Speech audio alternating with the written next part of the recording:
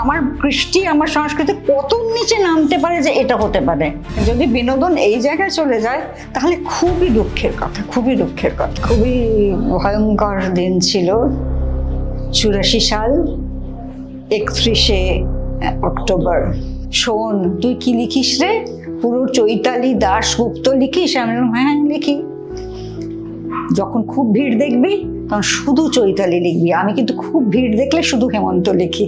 কত বছর, টাকা 11 বছর অব্দিও আমি 9th August কিছু করছি, কিন্তু 50 বছরে কিছু করতে পারছি না। প্রেমের হাতে ধরা দেব তাই রয়েছি বসে, অনেক দেরি হয়ে গেল দোষে অনেক দোষে। লোকে আমায় নিন্দা করে, নিন্দা সে নয় মিছে, সকল নিন্দা মাথায় করে রব সবার পিছে। নমস্কার। নমস্কার। দাওয়াল বিনোদনে আপনাদের সকলকে স্বাগত। 1975 সাল 9ই আগস্ট শুরু হলো কলকাতা দূরদর্শনের পথ চলা। রেডিওকে ছাপিয়ে চলে এলো টেলিভিশনের জয়যাত্রা। কেটে গেছে 50টা বছর। কলকাতা দূরদর্শন এই 2025-এ 9ই আগস্ট পা দিচ্ছে 50 বছরে। আজকে আমাদের সঙ্গে দাওয়াল আড্ডায় রয়েছেন, নামটা নিশ্চয়ই বলে দিতে হবে না তিনি কে।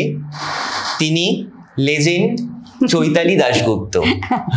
শুভদীপ, একটা কথা বলে দিই শুধু, সেটা হচ্ছে 50 পেরিয়ে আমরা 51-তে পা দিলাম। মানে ভাবতে পারো যে একদম 50 বছর পুরো আমার কর্মক্ষেত্রটা। 40 বছর, প্রায় 40 বছর আমার একদম প্রত্যক্ষ সংযোগ, আর তারপরে এই বাকি 10 বছর পরোক্ষ সংযোগ। এবং 50 বছর একভাবে রয়ে গেছেন। একভাবেই প্রায় দর্শক মনে রয়ে গেছে, কিন্তু চেহারায় তো অনেক পরিবর্তন। চেহারাতে হলেও কিন্তু সেই চৈতালি দাশগুপ্ত, সেই হাসি, সেই সাজ, সেইটা কিন্তু বাঙালির জীবনে রয়েই গেছে আজ। না, আমি একটা ছবি আমার কদিন ধরে খুব চলছে, আমি ক্যামেরার শুদ্ধ একটা স্টুডিও ফ্লোরের পুরোনো ছবি, সেখানে দেখলাম আমি খোপা টোপা করে রয়েছে বসে, এবং তখন তো একটা রোগা পাতলা অন্যরকম চেহারা, কিন্তু পাশ থেকে তো আমি ভাবলাম আজকে একটু খোপা করে ওরকম ভাবে আসি যে ওরকম যাতে লাগতে পারে। সেই সাপ্তাহিক সাজ, এই ছবিটা তখন সাপ্তাহিকও শুরু হয়নি, আরো আগে। আচ্ছা। আরে নমস্কার বলতে গিয়ে মনে হচ্ছিল যে চৈতালি দাশগুপ্তর মতো নমস্কার বলতে আমরা কেউই পারবো না। মানে আমাদের অ্যাঙ্কারিং করতেই বুক দুরু করবে আপনার পাশে বসে। মানে চৈতালি দাশগুপ্ত অ্যাঙ্কারিং এর বা সঞ্চালনার সহজ পাঠ আজও। হ্যাঁ, আসলে তখন তো কিছু ছিল না, নিজেকে নিজের মতো করে তৈরি হতে হয়েছে। কোনো আমাদের সামনে আদর্শ ছিল না। হ্যাঁ, দিল্লি দূরদর্শন দেখতে পেতাম, কিন্তু ওদের ভাষা আলাদা, ওদের সংস্কৃতি আলাদা। ফলে আমার সাজগোজ, আমার কথা বলা, বাংলা ভাষার যে একদম পেলবতা, সেইটা নিয়ে আমাকে দর্শকের সামনে হাজির হতে হয়েছে। কাজে সেটাকে নিজেকে এই যে কি বলবো, একেবারে গড়ে ওঠাটা নিজেরা হয়েছিলাম। কোনো সামনে পরে যারা এসছে তারা আমাদের দেখতে পেয়েছে, আমাদের দেখে শিখতে পেরেছে, কিন্তু আমরা আর কাউকে দেখে শিখিনি, নিজেদের মতো করে শিখেছি। আপনি যে বললেন এইটা যে এই প্রথম পথ চলার, আমরা যদি শুরু থেকে শুরু করি, সেই 1975 সাল, তখন অনেকেই তো ছিল, অনেক মেয়ে ছিল বা অনেক জন ছিল, কিন্তু চৈতালি দাশগুপ্তের মধ্যে আলাদা কি ছিল যেটা দেখে ওরা আপনাকে একেবারে দূরদর্শন কর্তৃপক্ষ নিয়ে এলো সঞ্চালনা? ওটা একটা অদ্ভুত ব্যাপার হয়েছিল। আমাদের যাদবপুর বিশ্ববিদ্যালয়ের ওই করিডোরে, মানে বাংলা ডিপার্টমেন্টের, আমি তো বাংলা সাহিত্যের ছাত্রী, বাংলা ডিপার্টমেন্টের করিডোরে পঙ্কজ সাহা আমাকে দেখেছিলেন। উনি তো ওই সময় না ট্যালেন্ট হান্ট হতো, সব একটা জিনিসের নতুন আসছে সেই সময় তো কারা হবে মুখ, কাদের দিয়ে বলানো হবে, এটার জন্য খোঁজা হতো। তো আমাকে দেখে ওর পছন্দ হয়েছিল। তারপরে উনি এসে অফিসে দূরদর্শনে এসে বলেন, তখন তো দূরদর্শন নাম হয়নি, তখন টেলিভিশন কথাটা বলা হতো। তো হয়েছে কি, তখন পঙ্কজদাকে সঙ্গে তিনি এসএস করতেন না, মানে আরেকজন সহকর্মী বলা যেতে পারে, শর্মিষ্ঠা দাশগুপ্ত, তিনি বললেন চৈতালি সেন, ও তোমাদের কে? তো ওই যেহেতু আমি ওদের সঙ্গে একসঙ্গে আমরা নাচতাম, আশ্রমিক শান্তিনিকেতন আশ্রমিক সংঘ, সেখানে আমার ছেলেবেলা থেকে তো আমি তার সঙ্গে যুক্ত ছিলাম, এবং শর্মিষ্ঠাদের সঙ্গে একসঙ্গে আমরা অনুষ্ঠান করতাম, নাচতাম, তো সেই জন্য ভীষণই পরিচয় ছিল। সেই সূত্রে কি হলো, আমাকে খোঁজা ওদের সহজ হয়ে গেল। তারপরে ওরা আমাকে পঙ্কজদা ডেকে পাঠালেন। তখনও কিন্তু 9 আগস্ট আসেনি, ব্যাংকিংয়ের জন্য যেসব প্রোগ্রাম হতো তার জন্য ওরা আমাকে ডেকেছিলেন। পঙ্কজদার কাছে আমি প্রথম যাই তরুণদের জন্য একটা অনুষ্ঠান করতে, দেবীপ্রসাদ রায়চৌধুরীর ভাস্কর দেবীপ্রসাদ রায়চৌধুরীর কে নিয়ে একটা অনুষ্ঠান হবে, তার জন্য কিছু তরুণরা এসছে, তাদের ইন্টারভিউ করতে হবে। আর এমনিও একটু মানে পথে ঘাটে অনেকের ইন্টারভিউ নেওয়া হবে, আর তাই কিছু তরুণ ভাস্কর এসছে তাদের ইন্টারভিউ নেওয়া হবে, আর ওইভাবে আর কি। তো পঙ্কজদা একটা কথা বলেছেন মনে আছে আমার, আমি নিজের মুখেই বলছি, বলেন দেবপ্রসাদ রায়চৌধুরীর অনুষ্ঠান তোমার মুখের সঙ্গে ওই ভাস্কর্যর যায়। তো আমি বললাম, আমি তো চুপ করে রইলাম, মানে প্রশংসা শুনতে খুব একটা একটু অস্বস্তি হয়, এখনো হয়। তো ওইটা আমি করছিলাম। সেরকম সময় আরেকদিন রাত্রিবেলা ওরা দুজনে এলেন আমার বাড়িতে, ওটা তখনও হয়নি, মানে হবার কথা। এলেন যে পরের দিন সকালে আমাকে চলে যেতে হবে ওখানে, সেটা ছিল 14 জুলাই, মানে ওরা 13 রাত্রিরে এসেছিলেন। 14 জুলাই সকালে আমাকে যেতে হলো ওদের কথা অনুযায়ী। আমার তো একদম বাড়ির কাছে, মানে হাঁটাপা রাধা স্টুডিও। তো আমাকে শুধু বললেন যে আমি কে আসছে কিছু বলবো না, শর্মিষ্ঠাদি বললেন যে শান্তিনিকেতন থেকে তোর চেনা চেনা লোকজন আসছে, এর বেশি কিছু বলেননি। তো আমি শান্তিনিকেতন শুনে সকালবেলা একটা বাচ্চিকের শাড়ি পরে চলে গেলাম দূরদর্শনে। ওখানে একটা কাঠচাপা গাছ আছে, সেটা ফুল পড়ে থাকে, সেখান থেকে ফুল টুল করিয়ে নিলাম যে পরে সাজের সময় লাগাবো। তারপরে গিয়ে তো দেখি সব চেনা সত্যি লোকেরা, নীলিমা সেনটাকে আমি বাচ্চু দিয়ে বলি, সুপ্রিয় ঠাকুর, সুভাষ চৌধুরী, এরা সব বসে রয়েছেন। তো আমাকে ওই রবীন্দ্রনাথের বর্ষার গান এটার উপস্থাপনা করতে হবে। সুপ্রিয় ঠাকুর কবিতা পড়বেন, নীলিমা সেন গান গাইবেন, আর এসরাজ বাজাবেন সুভাষ চৌধুরী। তো আমিও তো বাংলা সাহিত্যের ছাত্রী, আমার কাছে তো এক পাতা লেখাটা কোনো ব্যাপারই নয়। তো আমি বর্ষার গান নিয়ে লিখলাম, লিখে একটু মেকআপ করে, খুবই ওরা হালকা মেকআপ করে, তারপরে ফ্লোরে গিয়ে বসলাম। আমাদের তো এই 3টে বড় বড় ক্যামেরা, 3 ক্যামেরার সেট আপ। যিনি ফ্লোর ম্যানেজার ছিলেন তিনি ভীষণ ভালো ব্যবহার করলেন, ধ্রুব মিত্র। আর 3জন ক্যামেরাম্যানের সঙ্গে আলাপ হলো, তারাও পরে খুব বন্ধু হয়ে গিয়েছিল। মানে তার মধ্যে একজন খুব সিনিয়র ছিলেন, সুব্রত দার সঙ্গে আমি অনেক ডকুমেন্টারিও শ্যুট করেছি, সুব্রত কর, সাক্ষ্য সিংহধর আর বনবিহারী পাহাড়ি। এরা সব পরে আমার খুব বন্ধু হয়ে গিয়েছিল। কিন্তু প্রথম দিন ওরাও খুব মানে আমরা যাতে অ্যাট ইজ ফিল করি সেজন্য খুব সুন্দর করে কথা বললো, এবং এরকমভাবে তাকাতে হবে, এই ক্যামেরা তোমাকে নেবে, ওই ক্যামেরায় তোমার 2 শট যাবে, এটায় তোমার সিঙ্গেল শট যাবে, সব বুঝিয়ে টুঝিয়ে দিল। তো আমার না কোনো অসুবিধা হয়নি, কারণ নাচতাম, আমার কোনো স্টেজ ফ্রাইট ছিল না। ফলে হ্যাঁ, নাচের দিকটা একটু বলতে পারেন যে পূর্ণিমা ঘোষের ছাত্রী ছিলেন। আমি পূর্ণিমা ঘোষের ছাত্রী ছিলাম। আসলে আমি পূর্ণিমা ঘোষের বাবারও ছাত্র ছিলাম আমরা ছোটবেলায়। ব্রজবাসী মাস্টারমশাই বলতেন, ব্রজবাসী সিংহ, মণিপুরি। উনি তো মণিপুরি ঘরানা থেকে এখান বাংলায় নিয়ে এসেছিলেন। ওরা তো মণিপুরি, ব্রজবাসী সিং মণিপুরি। তার মেয়েরা 2 মেয়ে, আমি বড়জনকে ভানুমাসি বলি, ছোটজনকে পূর্ণমাসি বলি, পূর্ণিমা ঘোষকে। তারা সকলেই বাঙালি বিয়ে করেছেন, একজন দাশগুপ্ত, একজন এই ঘোষ। তো কিন্তু আমি প্রথমে একদম ছোটবেলায় ব্রজবাসী মাস্টারমশাইয়ের কোলে বসে উনি তাল শেখাতেন, ওরমভাবে শুরু হয়েছে আমার। আর পূর্ণিমা ঘোষ তো আমার পরে গুরুমা বললেও কম বলা হয়, উনি আমার মায়েরই মতো আর কি। তো সেটার কথায় পরে আসছে, ওদেরও একটা অনুষ্ঠান সঞ্চালনা করলাম, তার আগে এইটা করলাম এবং খুব সহজে করলাম। আমার মনে হতো আমার স্টেজই শুধু ক্যামেরা কয়েকটা রয়েছে। অ্যাকচুয়ালি আমি টেলিভিশন ক্যামেরা তারও আগে দেখেছি। সেটা হলো আমি দিল্লি দূরদর্শনে একবার নাচের প্রোগ্রাম করেছিলাম অনেক আগে, ওই শান্তিনিকেতন আশ্রমের সঙ্গে সূত্রে পূর্ণিমা ঘোষ আমাদের নিয়ে গিয়েছিলেন ওখানে প্রোগ্রাম করাতে। তো কাজেই টেলিভিশন ফ্লোর সম্পর্কেও আমার মোটামুটি একটা ধারণা ছিল। তো যাই হোক, সেটা করলাম। কিন্তু সেই 14 জুলাইয়ের প্রোগ্রামটা দেখানো হয়েছিল সেপ্টেম্বরে, কিন্তু পশ্চিমবঙ্গের দর্শক আমাকে প্রথম দেখেন 15ই আগস্ট 75 সাল। লাইভ প্রোগ্রাম করাটা খুব ডিফিকাল্ট। আর আমাদের তো ছোট্ট ফ্লোর, একদিকে নিউজ রিডার বসেছে, তারপরে অ্যানাউন্সার ডেস্ক, তারপরে একটা ফ্লোরের মধ্যে নাচের ব্যবস্থা ছিল, নাচের প্রোগ্রাম ছিল। পূর্ণিমা ঘোষ আর জিতেন্দ্র সিং এরা মণিপুরি নাচের একটা প্রোগ্রাম করবেন, তো এটাও তো আমার বিষয়। ফলে সেটাও আমার অসুবিধে হলো না, আমি ওই লিখে টিখে নিয়ে নিজের মতো করে বললাম, মানে একেবারেই কিছু দেখেও বললাম না, আমার মতো করে বললাম আমি। তো সেই দিন থেকে সবাই বলতে থাকলো, ওখানে ফ্লোরেজের অ্যানাউন্সার অন ডিউটি ছিল সে, তারপর ওখানকার যিনি তখন এএসডি ছিলেন, station director, assistant station director ছিলেন তিনি, মিস্টার গার্গ, এরা বললেন যে নো ওয়ে, তোমাকে এখানে জয়েন করতে হবে। আমি বললাম না না, আমি এখন অনেক পড়াশোনা বাকি আছে, আমি এখন করবো না। তখন আমি তো যাদবপুরে পড়ি। আর পঙ্কজা তার আগে থেকেই বলে যাচ্ছিলেন যে না তোমাকে এখানে আসতে হবে। বললাম আমার এখন অনেক, মানে আমি MA করে তারপর PhD করবো, আমি আমার মাস্টারমশাই হওয়ার খুব শখ।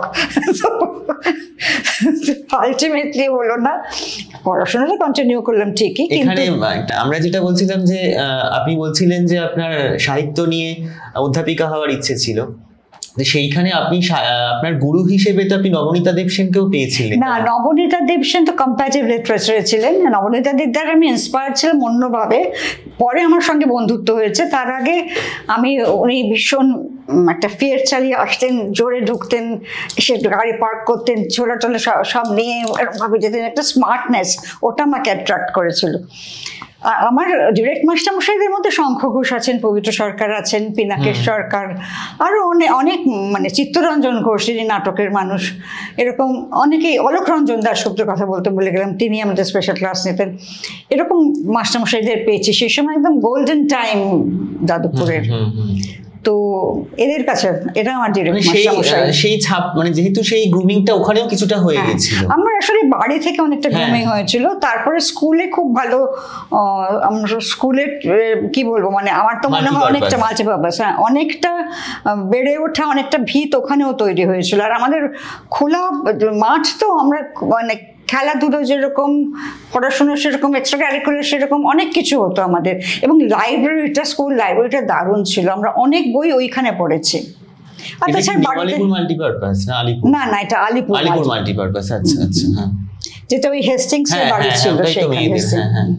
তো ফলে বাড়ি এবং বাইরে সব মিলিয়ে গড়ে উঠছিলাম। আর সত্যি আমার মা বাবার ভূমিকা অনেকখানি বেশি, আমার কৃতিত্ব অনেক কম। যারা শূন্য থেকে শুরু করে তাদের আমি বেশ অ্যাডমায়ার করি, কিন্তু আমার শূন্য থেকে শুরু নয়, আমার ভিতটা ছিলই, আমি ওইভাবেই বেড়ে উঠেছিলাম। কাজে এই কথা বলা বা সুন্দর সাজা বা চলন বলন সব কিছুই আমাকে বাড়িতে শেখানো হতো, এবং ভাষা শিক্ষাটা তো বটেই, কি করে উচ্চারণ করবো সেটাও এমনি ওরা শেখাতেন, আমি কখনো কিছু হব বলে তো নয়। একটা মনে জেনেছিলাম যে আপনার বাবা মনে আপনাকে রোজ ইংরেজি কাগজ আর বাংলা কাগজ পড়ে শোনাতে, একটা কবিতা শোনারও ব্যবস্থা ছিল, বাবাকে রোজ কবিতা শোনাতে হবে। হ্যাঁ, আর ওটা আমি তখন খেলা ভাবতাম, আমি বুঝতে পারতাম না যে আমাকে আসলে শেখাচ্ছেন। বলতেন আজকে কিন্তু আমি কাজ থেকে এসে ওই কবিতাটা নিয়ে বসবো, তো কখনো সময় পেলে ওটা পড়ে রেখো, এরকম বলতেন।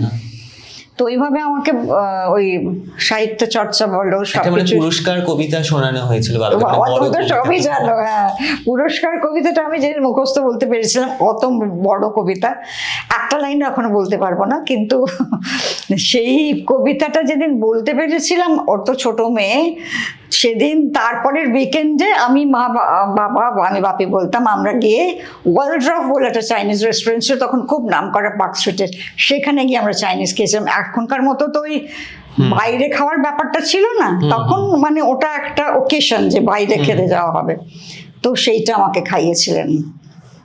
আর দূরদর্শন যখন টেলিকাস্ট হলো, প্রথম মানুষ আপনাকে দেখলো, সেইটা যখন আপনি শুনলেন মানুষদের থেকে, দর্শকদের থেকে, আস্তে আস্তে শুনছেন, তখন তো সবার ঘরে টেলিভিশনও নেই, সেই ভালো লাগাটা কতখানি ছিল?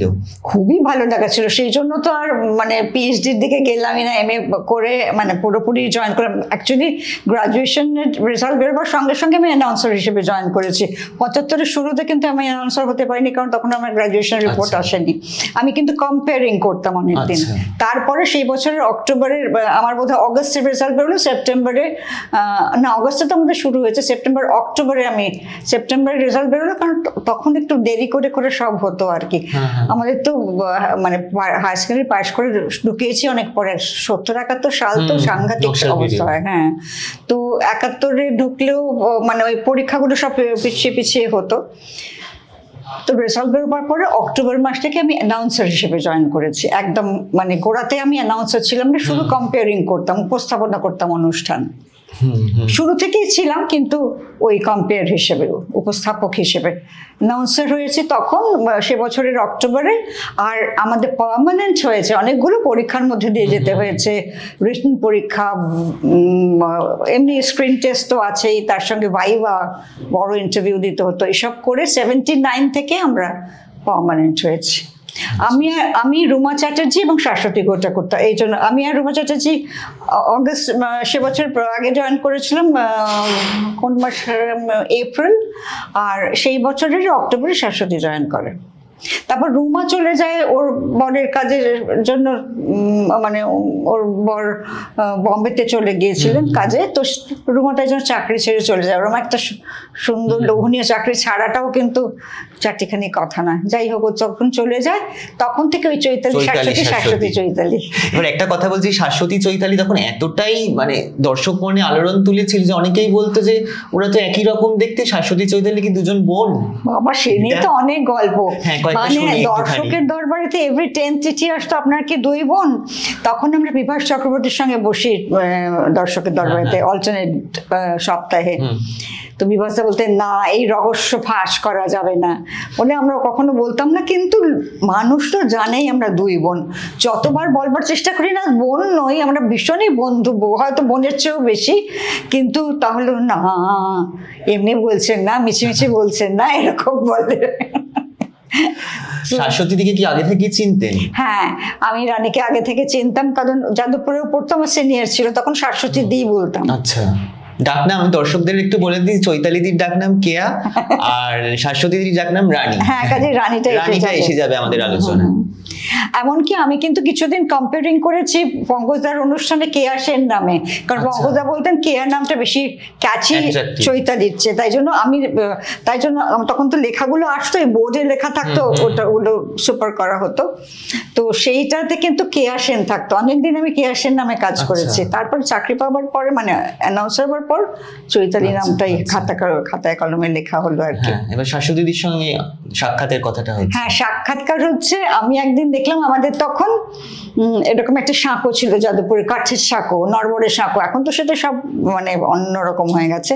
সেইটার থেকে একজন খুব সুন্দর দেখতে, চিপচিপে গরম, সে একটা আরেকজনের সঙ্গে একটা হারমোনিয়াম নিয়ে আসছে, মানে কোনো রিহার্সাল দেবে বা দিতে যাচ্ছে বা দিয়ে ফিরছে এরকম কিছু।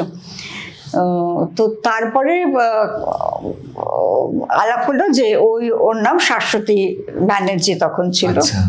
তো ওই আলাপ হওয়া, ওইখানে যা দেখা হয়, তখন আমি শাশ্বতী দি, আমার সিনিয়র তো, কাজে আমি শাশ্বতী দি বলতাম। চাকরি করতে এসে দিটা চলে গেল একসময় কাজ করি বলে। তবে ও আমাকে, ওই যে আমি যে একটু ছোট উঠছে সেটাকে ও সবসময় মেনটেন করে, মানে এটা করবে না। হ্যাঁ, স্নেহ আছে খুব। কিন্তু কোনো সময় কি প্রতিদ্বন্দ্বী মনে হয়েছে? না, আসলে আমাদের কাজ করাটা না একটা, যেটা মনে হয় প্রথম তো কাজ করতে যাচ্ছি এটা মনে হতো না, একটা বাড়ি থেকে আরেকটা বাড়িতে যাচ্ছি। আর আমি বোধহয় অনেকের চেয়ে ছোট ছিলাম বলে আমাকে সবাই খুব স্নেহ দিয়েছেন। আমার মনে হয় তাই, কারণ 75-এর ব্যাচ, সবচেয়ে পরে আমি রিটায়ার করেছি। তো তাই জন্য আমার মনে হয় যে ওরা সকলেই আমার চেয়ে বড় ছিলেন বলে এত স্নেহ দিয়েছেন যে আমার কখনো মনে হতো না একটা কাজের জায়গা। আর তারপরে প্রতিদ্বন্দ্বিতা ব্যাপারটা কখনো আসেনি। অনেকে জিজ্ঞেস করে কেন বলতে পারবো না। এই বছর যেমন, তুমি হয়তো তোমাকে পরে বলবো, তাও বলি, এই বছর যেমন 50 বছরে আমাকে দূরদর্শন ডাকেনি কিছু করতে, মানে কথা বলতে ডাকেনি, কিন্তু শাশ্বতীকে দিয়ে একটা প্রোগ্রাম, যেটা ফিরে দেখা বলে ওরা, পুরোনো প্রোগ্রামগুলো, যেমন সত্যজিৎ রায়ের সৌম্য ওইগুলোকে দিয়ে একটা ওরা ফিরে দেখা বলে অনুষ্ঠান করছে, স্মৃতি মেদুর একটা অনুষ্ঠান, সত্যি সেটা ওরা শাশ্বতীকে দিয়ে করিয়েছে বলে আমি অনেকটা খুশি, কারণ অন্তত দুজনের মধ্যে একজনকে ডেকেছে। আমার মনে হতে পারতো বাবা ওকে ডেকেছে, আমাকে কেন ডাকেনি, এই কথাটা কিন্তু আমার সত্যি সত্যি ভেতরে কখনো হয়নি। আমি বরং কালকে যখন ক্লিপিংটা দেখলাম, দেখে আমার মনে হয় যাক, ওকে দিয়ে তো করিয়েছে। তো এইটাই আমাদের প্রথমে মনে হবে আমাকে তো ডাকলো না, কিন্তু আমার সত্যি মনে হলো মন্দের ভালো, আমাকে না ডাকলে ওকে ডেকেছে, এইটাই আর কি, এইটাই সম্পর্ক। ইনফ্যাক্ট আমি রাত্রে ফোন করে মানে মেসেজ করেছি যে তোমাকে দারুণ দেখাচ্ছে, এরকম আর কি। তো এই দারুণ দেখাচ্ছে বলতে মনে পড়লো যে দুজনের কি, আমরা তো পর্দায় দেখেছি দুজনকে একসাথে, এবার দুজনের মানে একটু কথা বলে নিয়ে কি সাজগোজটা করা হতো? আমরা সবসময় দেখেছি শাশ্বতী দিকে একটুখানি হালকা এবং আপনাকে একটু ডিপ। ওর ধরনটা একদম তাই। ও যেরকম খুব মানে হালকা রঙের একটু শাড়ি পরে, তার সঙ্গে ম্যাচিং ব্লাউজ পরে, ওর সাজটা এক ধরনের, আমার সাজটা এক ধরনের। আমি একটু ব্রাইট কালার্স পরি, আর যেমন লাল পরে চলে এসেছি, এরকম আর কি। আর আমরা দর্শকদের বললাম যে ওনারা দুজন রহস্য রমণী ছিলেন, মানে একেবারে টিভি মনে হতো বিস্ময়, যেমন রেডিওর ভেতর থেকে লোক কথা বলে সেরকম টিভির ভেতর থেকে দুজন কথা বলছে।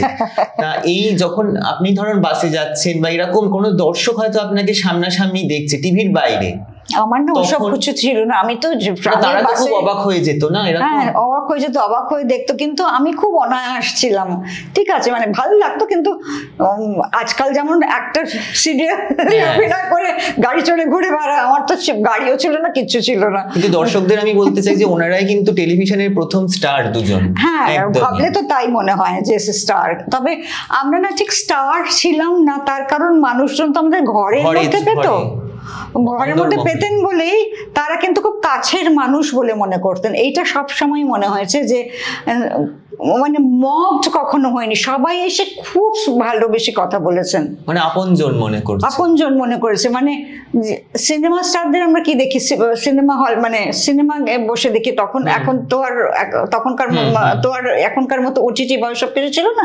হলে গিয়ে নায়ক নায়িকা বা অন্য অভিনেতা অভিনেত্রীদের দেখছি, দূর থেকে দেখছি। কিন্তু আমরা তো ঘরের মধ্যে রোজ সন্ধ্যেবেলা আসি, কাজে আমরা তো ঘরের মানুষ, ঘরের মেয়ে দুজন, সেই জন্য আমাদের সঙ্গে সম্পর্কটা দর্শকদের একেবারে আলাদা।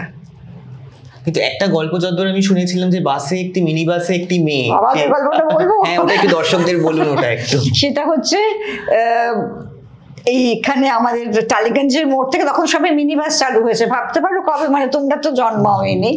তো সেই মিনি বাসে চড়ে আমি কোথাও একটা রাসবিহারী না কোথাও যাচ্ছিলাম, ফাঁকা মিনি বাস, কারণ ওখান থেকে তখন ছাড়তো, তার আগে আগে কোনো স্টেশন ছিল না, মানে ছিল না, ওখান থেকেই ছাড়তো। তো আমি উঠেছি, ওঠার পরের স্টপ থেকে বোধহয়, হ্যাঁ পরের স্টপেই বোধহয় এক ভদ্রমহিলা উঠলেন তার বাচ্চাকে নিয়ে। তো আমার পাশটা তো খালি ছিল, আমি সামনে এরকম জায়গায় বসেছি, বাচ্চাটা পাশে এসে বসলো, আর মা পেছনে বসলেন।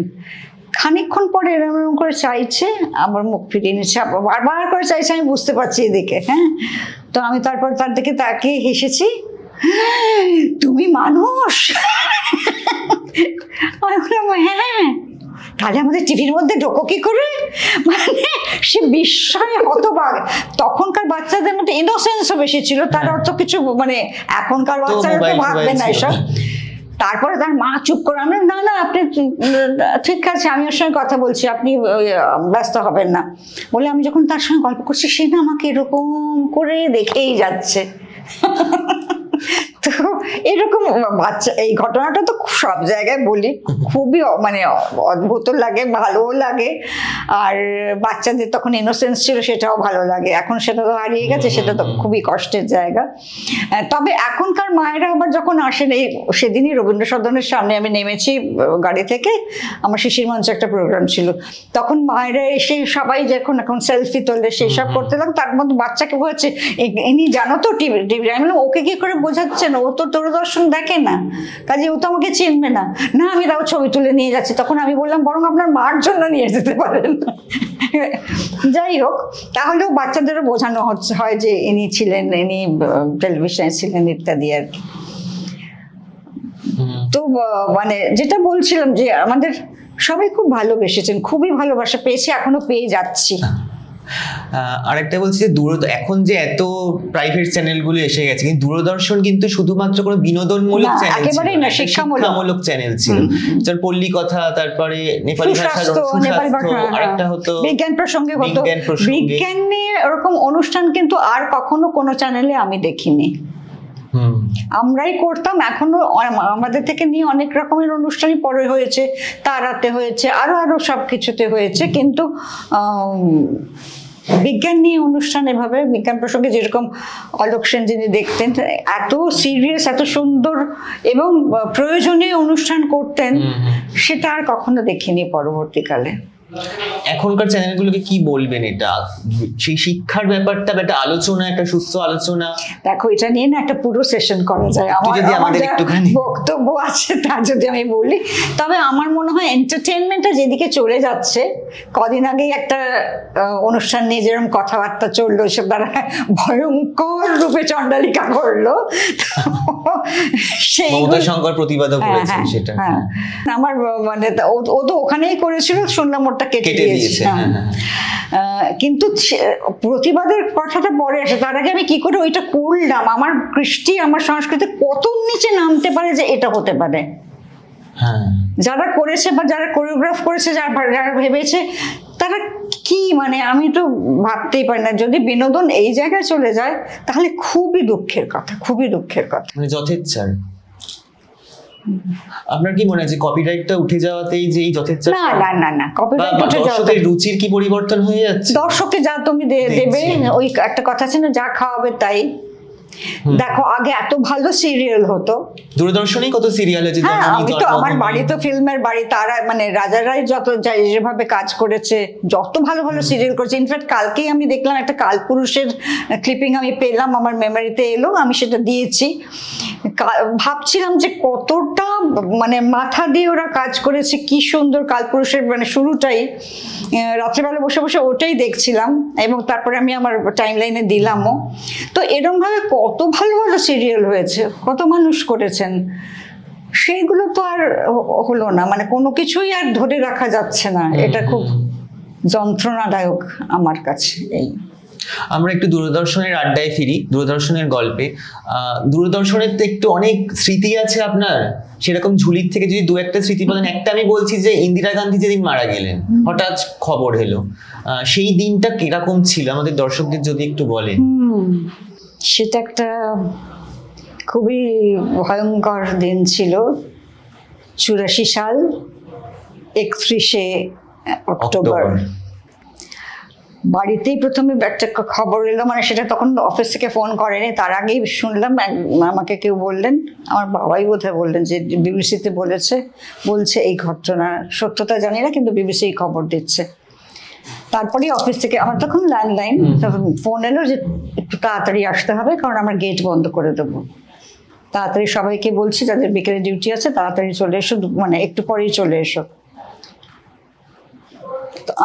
কিন্তু কেন বললো না, ভীষণ এমার্জেন্সি আছে, চলে এসো। তো তাই আগে চলে গেলাম, এবং আমি ইচ্ছে করে বাড়ি থেকে একটা খুব পেল কালারের শাড়ি পরে গেলাম, নো মেকআপ লুক নিয়ে বসলাম। তরুণ ছিল খবরে, তরুণ চক্রবর্তী, তরুণ এলো। আমরা সেদিন ফ্লোরেও কোনো কথাবার্তা বললাম না, ফ্লোরে মানে শুরু হবার আগে একটু গল্প করে নিই, পাশে ও বসেছে, এরকম হয়। এটা এমনকি তরুণ মাঝে মাঝে একটু টাইম থাকলে তো মেহেদি হাসানও শোনাতো, এসবও হতো ফ্লোরের মধ্যে। কিন্তু সেদিন আমরা ভীষণ সবাই সিরিয়াস। তারপরে আমিও মানে আমার নমস্কার বলার মধ্যে, আমার কথা বলার মধ্যেও সেই একটা বিষণ্ণতা ছিল। তারপরে তরুণ খবরের ফার্স্ট হেডলাইন যেটা হলো, সেটা এই কথা ছিল।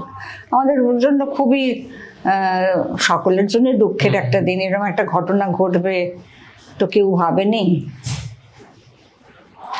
এই আর কি। আবার মানে আবার যখন ইন্দিরা গান্ধীতে এলাম, তখন আরেকটা রাজীব গান্ধী, হ্যাঁ ওইটা একটু বলুন। সেটা হচ্ছে 86-এর 1 জুলাই। হ্যাঁ, 2 বছরের মধ্যেই আবার অন্যরকম একদম একটা আনন্দের দিন। আমাদের দূরদর্শন ভবন ইনঅগারেশন হবে।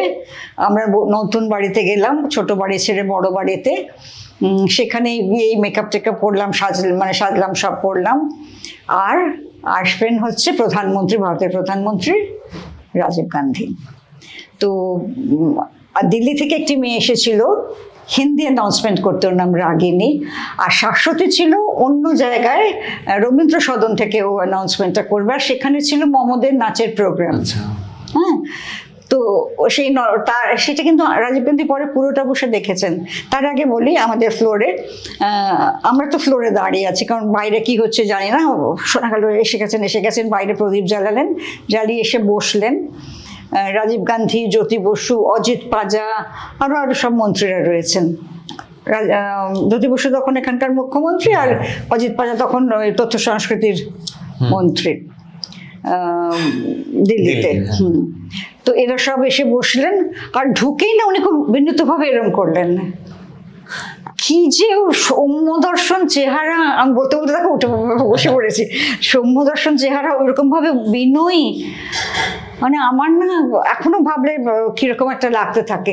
তারপরে বসলেন এবং যতক্ষণ আমি অ্যানাউন্সমেন্ট করেছি আমি বুঝতে পারছি উনি আমার দিকে চেয়ে ওই মৃদু হাসি নিয়ে বসে রয়েছেন। প্রথম কথা, আমাকে ওরম ভাবে প্রধানমন্ত্রীর ওরম মানে আমি বলার আগেই উনি এরম করছেন, আমি তো নমস্কারটা করবো, কিন্তু উনি আমাকে আগে নমস্কার করলেন, তারপরে আমি করলাম। তারপরে যখন অ্যানাউন্সমেন্ট, ফার্স্ট অ্যানাউন্সমেন্ট, মানে দূরদর্শন, এটা কিন্তু ন্যাশনাল টেলিকাস্ট হচ্ছে, প্রথম অ্যানাউন্সমেন্ট আমার। এটা বিভিন্ন ক্ষেত্রেই হয়েছে যে প্রথম অ্যানাউন্সমেন্ট আমার কাছে, তো এটাতেও তাই। এবং পুরোটা ওরকম মিষ্টি হাসি নিয়ে শুনলেন। তারপর ওখানে যা প্রোগ্রাম ছিল সেটা দেখেছেন, দেখে তারপরে উনি রবীন্দ্র সদন গেছেন, সেখান থেকে শাশ্বতী অ্যানাউন্সমেন্ট করেছে, এবং তারপরে ওটা কি চন্দ্রালিকা করেছিল কি করেছিল সেটা আমার ঠিক মনে নেই, তবে ওদের প্রোগ্রাম ছিল মমদের। কিন্তু এই যে রাজীব গান্ধীর সঙ্গে অতক্ষণ মানে কিছুক্ষণ অন্তত সময় কাটানো, এটা আমার জীবনের একটা দুর্লভ অমূল্য স্মৃতি হয়ে রয়েছে। একদমই। আর উত্তম কুমার যখন 1980 সালে চলে গেলেন 24শে জুলাই, সেখানেও কি দূরদর্শনের কিছু, ওই দূরদর্শনের ছাদ থেকে, রাজা স্টুডিওর ছাদ থেকে ক্যামেরা লাগিয়ে ওই পুরো শোভাযাত্রাটা কভার করা হয়েছিল। আমি সুব্রত কর, যার প্রথমেই নাম বলেছিলাম, সুব্রতদা ওটা শ্যুট করছিলেন, আর আমি সুব্রতদার ঠিক পাশে দাঁড়িয়েছিলাম, আমার মনে আছে। সেদিন বাড়ি থেকে দাঁড়াতে, তখন তো আমার বিয়ে হয়ে গেছে, বিরসাও হয়ে গেছে, সেরকম মানে জাস্ট সবে হয়েছে, একদম ছোট্ট বাচ্চা। তো আমার তাড়াতাড়ি যাওয়া আমার পক্ষে একটু অসম্ভবই ছিল, কিন্তু আমাকে ডাকা হলো যে তুমি চলে এসো। তো আমিও গেলাম, এবং আমার অ্যানাউন্সমেন্ট ছিল তো করতেই হলো এসে ফ্লোরে, কিন্তু তার আগে আমি ওটা যখন কভার করা হচ্ছে, যেটা শ্যুট করা হচ্ছে, তখন এই পুরোটা ওইখানে দাঁড়িয়ে দেখেছিলাম, মানুষের ঢল নেমেছিল। এসব অনেক রকম অভিজ্ঞতার মধ্যে দিয়ে তো গেছি, ভালো মন্দ সবকিছু। একটু ভালো অভিজ্ঞতার কথা যদি কিছু বলেন ঝুলি থেকে একটুখানি। ভালো অভিজ্ঞতা তো অনেক আছে। একটা তোমরা বোধহয় মাঝে মাঝে ওটা আছে, ইউটিউবে আছে কিনা জানি না, মাঝে মাঝে ফেসবুকে আসে, হেমন্ত মুখোপাধ্যায় আর প্রতিভা বন্দ্যোপাধ্যায় একটা প্রোগ্রাম, খুব ভাইরাল এখন ফেসবুকে। হ্যাঁ, ওই প্রোগ্রামটার দিন ছিলাম, দেখেছি। আর কি অসম্ভব সারল্য, প্রতিভা দেখে কিরকম বকছেন হেমন্তদা, ভালোবেসেই বকছেন, কিন্তু এটা কর, ওটা ভুলে গেলে চলবে কেন, মানে এত মজা লাগতো। আর হেমন্তদার সঙ্গেও তো খুবই একটা ভালো সম্পর্ক ছিল, সেটা খানিকটা হয়তো বাড়ির সূত্রেই হয়েছে। আমার শ্বশুরমশাইয়ের ছবিতে গান গেয়েছেন। আমরা একটু দর্শকদের বলে দিই যে চৈতালি দাশগুপ্ত শ্বশুরমশাই, হরিসাধন দাশগুপ্ত, তার একই অঙ্গে এত রূপ বা কমললতা, মানে আইকনিক ছবি। আর তো ডকুমেন্টারি জনক বলা হতো আমাদের ভারতবর্ষে, বলা হতো তাই। হ্যাঁ, তো হেমন্তদার সঙ্গে অনেক গল্প আছে। সেটা হচ্ছে যে একটা হেমন্তদার শেষ অনুষ্ঠান, অবশ্য তখন জানতাম না সেটাই শেষ অনুষ্ঠান। 1989। হ্যাঁ, 1989 যতদূর, 87 না, মানে 99 যতদূর আমি জানি। আচ্ছা, তাহলে 88 এর প্রোগ্রাম করেছি সেরকম হবে, মানে যখন যদি যে বছর মারা গেছেন তার আগের বছর। হ্যাঁ, সেই বছর একটা অনুষ্ঠান করলাম আমরা, সেটা হচ্ছে আবার সকালের একটা ট্রান্সমিশন নতুন করে হয়েছিল সেই সময় দিয়ে, তখন তো 24 ঘন্টার চ্যানেল নয়। তো ওই সকালের ট্রান্সমিশনে আমি বললাম, তারপরে হেমন্তদার লাইভ প্রোগ্রাম ছিল, তখন গলাটা আগের মতো নেই, কিন্তু তাও ওই একটা কণ্ঠস্বর তো অপূর্ব, সেইটাই। আর দূরদর্শনের বাইরে একটা হেমন্তদাকে নিয়ে গল্প আছে, সেটা হচ্ছে যে একটা স্টেজ প্রোগ্রামে আমি সঞ্চালনা এবং আবৃত্তি সবই করবো, মানে আমাকে আবৃত্তির জন্য রেখেছি, কিন্তু মাঝে মাঝে একটু ধরিয়েও দিতে হবে, এরকম একটা ব্যাপার। সেটা করে আমি গ্রিন রুমে এসেছি, হেমন্তদা তার আগে গান হয়ে গেছে বা হবে, মানে হেমন্তদাও বসে আছেন, ভিড়, তখন তো অটোগ্রাফ নেওয়া, হেমন্তদার সামনে ভিড়, আমার সামনে ভিড়, এসব হচ্ছে। তারপরে হঠাৎ আমি দেখি হেমন্তদার সামনে ভিড়টা পাতলা হয়ে গেছে, আর আমার সামনে ভিড়টা তখন রয়েছে। আমি তো লজ্জায় মরে যাচ্ছি, কোথায় হেমন্ত মুখোপাধ্যায়, কোথায় আমি। তো আমি মানে যখন তারপরে আমি সবাইকে অটোগ্রাফ দিয়ে যখন চলে গেল তারা, তখন আমি বললাম কি কি কাণ্ড বলুন তো, এরকম আমি কি ওই টেলিভিশনে দেখা বলে আমার নিতে অটোগ্রাফ নিতে হবে, কোথায় হেমন্ত মুখোপাধ্যায়, কোথায়? আমি, শোন তুই কি লিখিস রে, পুরো চৈতালি দাশগুপ্ত লিখিস? আমি হ্যাঁ লিখি। যখন খুব ভিড় দেখবি তখন শুধু চৈতালি লিখবি, আমি কিন্তু খুব ভিড় দেখলে শুধু হেমন্ত লিখি। এবং সেই দেখে আমার কিন্তু সইটা, এমনকি ব্যাংকে আমার বাংলা সই চৈতালি। আচ্ছা, হ্যাঁ, তো সেই তো হেমন্ত দাটা শিখিয়েছিলেন। আর দেবব্রত বিশ্বাসের সাথে তো মনে হয় গল্প, এই গল্পটা সবাই জানে, এতবার বলি, ওটা তো আমার একটা বিরাট মানে তখন আর মানে প্রথম ওটা অনেক আগের কথা। এই বাড়িতেই রাধা স্টুডিওতেই উনি আসবেন শুনেছি, তারপর দেখলাম আমি ফতুয়া লুঙ্গি পরে চলে এসছেন। হ্যাঁ, উনি ওটা পরেই সব জায়গায় যেতেন, কিন্তু ওটা বলতে তখন সাদা কালো, তো ওই একদম ফ্যাটে সাদা রংটা আমাদের আসতো না, সেই জন্য ওকে একটা গেরুয়া বা একটা হালকা হলুদ রঙের কিছু পরতে বলেছে, সেটা নিয়ে উনি ভীষণ রাগ করলেন। মেকআপ রুমে ছিলাম, আমাদের মেকআপ রুমের পাশেই ওই ওয়ার্ড্রপ সেকশন বলে সেটা ছিল, তখন মেকআপ রুম বলেও কেউ ছিল না, একটা এরকম করিডোর যেটা দিয়ে বাথরুমে যেতে হয়, তার এক পাশে মেকআপ রুম, এক পাশে ওই ওয়ার্ড্রপ সেকশন। তো সেখানে এই ব্যাপারটা দেখলাম। তার আগে আমি ফ্লোর ম্যানেজারকে বলে রেখেছি আমি কিন্তু রেকর্ডিংটা দেখবো। তো ওরা বলে শুনলাম রেগে গেছেন, তো যদি একটু এমন জায়গায় আমায় দাঁড় করো যাতে উনি না আমায় দেখতে পান। তো ভেতর থেকে দাঁড়িয়ে রেকর্ডিং শুরু হলো, তার আগে আপনি ভীষণ গজগজ করছেন এরকম হচ্ছে, তারপরে বসলেন। যেই ক্যামেরা অন হলো, ওই চার্লি লাইটটা যেই মুহূর্তে জ্বললো, সেই মুহূর্তে এরকমভাবে হারমোনিয়ামটা টেনে নিয়ে ডাকবো না এমন করে বাইরের থেকে ডাকবো না গাইতে শুরু করলেন। তখন কীরকম হাসি। তারপর ওই সিরিজেই উনি ওই গানটাও গেয়েছিলেন, তুমি খুশি থাকো আমার পানে চেয়েছে খুশি থাকো। এগুলো সবটা আমি দাঁড়িয়ে, আমার কাছে মানে কি বলবো, রবীন্দ্রনাথকে যাদের মধ্যে দিয়ে পেয়েছি তাদের মধ্যে একজন দেবব্রত বিশ্বাস, তাই তাকে চাক্ষুষ করছে, তার ওই রকম গান শুনছি। এটা আমার কাছে একটা ওই আরেকটা বিরাট দিন আর কি, বিরাট পাবা। আরেকটা বলছি যে এই যে মানে টিভিতে যে তখন তো সবার বাড়ি টিভি নেই, পাড়ায় একজনের বাড়ি টিভি থাকলে সবাই সেখানে জড়ো হতো। এবার এই যে ভারত পাকিস্তান ম্যাচ বা ইস্ট বেঙ্গল মোহনবাগানের খেলা, এইগুলো আপনাদের যখন উন্মাদনাটা বা আপনাদের সম্প্রচার ধারাভাষ্য সেগুলো? হ্যাঁ, ধারাভাষ্য তো আমরা দিতাম না, কিন্তু খেলার সময় যেমন আমি যখন ঢুকি তারপরেই তো অলিম্পিক ছিল একটা, শেষ ঘন্টা রাত্রেবেলা আমাদের ডিউটি করতে হতো। 75 অলিম্পিক না 76 অলিম্পিক বোধ হয়। তো সেই সময় আমাদের হোল নাইট ডিউটিও করতে হতো। হ্যাঁ, আর আমাকে তো একটা সময় ইডেনে গিয়ে ক্রিকেট ম্যাচের সময় ওখান থেকে অ্যানাউন্সমেন্টটা শুরু করতে হতো। একটা ছবিও আছে, দেখবে সব সময় দেখা যায় ক্যামেরাম্যানের পাশে আমি দাঁড়িয়েছি মাঠে। আচ্ছা, তো এরকম এক্সপিরিয়েন্স হয়েছে, সকলের মাঝখানে নিজেকে কনসেন্ট্রেট। এই জন্য আমি এখন যে লেখালেখি করি, আমার কিন্তু ঘরে অনেক লোক থাকলেও আমি লিখতে পারি। আমার কনসেন্ট্রেশন পাওয়ারটা ওইভাবে তখন থেকেই তৈরি হয়েছে, কারণ অনেকের মাঝে থেকে কথা বলতে গেলে যে অসুবিধাটা হওয়ার কথা সেটা আমার খুব বেশি হয় না। আর চৈতালি দাশগুপ্তর এই যে সাজ, এই যে মাথায় ফুল, এটা কিন্তু মানে একটা ট্রেন্ড সেটার আপনি। আমাকে দেখে দেখে আবার সবাই এখন ফুল লাগায়। না, এটা দূরদর্শনে তো আপনার পরে যারা এসছে তারা, এটা একটা গল্পও মনে হয় আপনার আছে যে পরে আরেকজন এসছে তখন বিভাস চক্রবর্তী মনে হয়। না, এটা ওই গল্পটা এরকম হয় বলছি। সেটা হচ্ছে যে একদিন আমাকে বিভাস দা হঠাৎ ডাকলেন যে চট করে ফ্লোরে এসো। ততদিনে আমাদের নতুন বাড়িতে এসে গেছে এবং আমার 2টো ফ্লোর, স্টুডিও এ, স্টুডিও বি। এবং স্টুডিও এটা হচ্ছে বিরাট, তখনকার দিনে এশিয়ার লার্জেস্ট স্টুডিও ছিল। এখনকার কি অবস্থা আমি জানি না, মানে পরিসংখ্যানটা আমি জানি না, কিন্তু তখন সবচেয়ে বড় স্টুডিও ছিল। তো আমি তখন আমরা নিচের ঘরে বসি না, ওপরে একটা ঘরে বসি ডেস্ক ওয়ার্ক করার জন্য। তো আমি বললাম এখন আমি কি করতে, আমার তো মেকআপ নেই, তুমি আগে তো এসো। তো আমি বললাম আমি একটু পাফটা বলিয়ে যাবো, তুমি আগে এসো। আমি ভাবছি এত ইমার্জেন্সি অ্যানাউন্সমেন্ট যে আমাকে ওরমভাবে চলে যেতে হচ্ছে। যাই হোক, একটু তো সবসময় সেজে গুজে থাকতাম, ওর চলে গেলাম। গিয়ে দেখি যে স্টুডিও হয়েছে, বড় স্টুডিওতে লাইন দিয়ে সব মহিলারা দাঁড়িয়ে আছেন, তাদের মাথায় এত বড় বড় এত বড় বড় এত বড় বড়। আমি বললাম বিভাস, আমাকে বিভাস বলেন দেখো তোমার ইনফ্লুয়েন্স, ব্যাড ইনফ্লুয়েন্স। আমি বললাম বিভাসটা, আমি একটা ফুল লাগাই, 2টো কাঠ চাপড় লাগাই, একটুখানি ফুল লাগাই, আজকে যেমন একটু আমারই বাগানের রঙ্গন লাগিয়ে এসছি। আমি কি ওরকম গাছ লাগাবার কথা বলেছি? বলে ওরা কি ভাবে, ওরা তোমার চেয়ে সুন্দর হতে চায়, তাই ভাবছে বেশি বেশি লাগালে তোমার চেয়ে সুন্দর হওয়া যাবে। এইসব মানে মজা করাও ছিল আর কি। আপনি মানেই তো মানে দুটো প্রোগ্রামের কথা আমি বলছি, একটা হলো সাপ্তাহিকী আর একটা হলো দর্শকের দরবারে।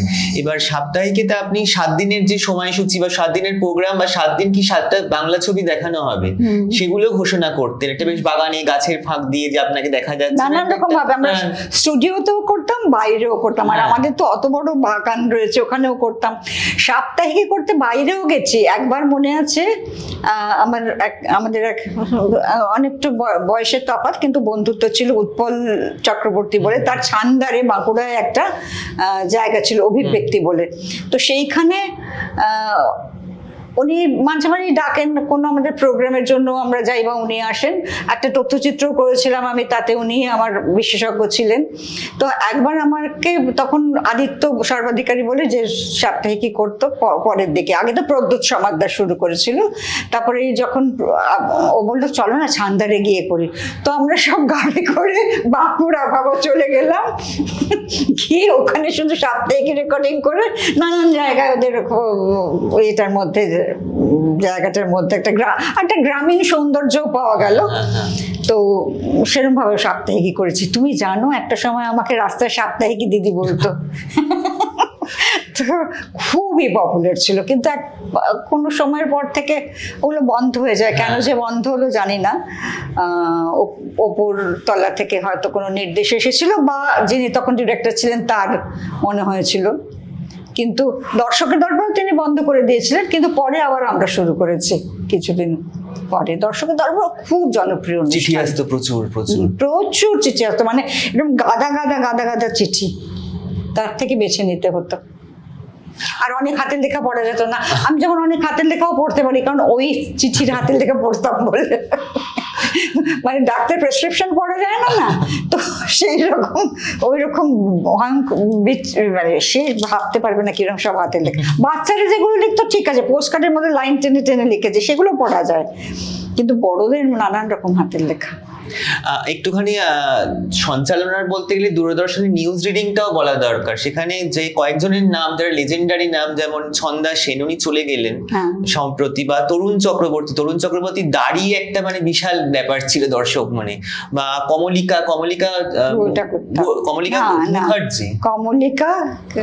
কি সারনেম ছিল আমার, ব্যানার্জি ছিল, কমলিকা মুখার্জি তাহলে তাই চুল।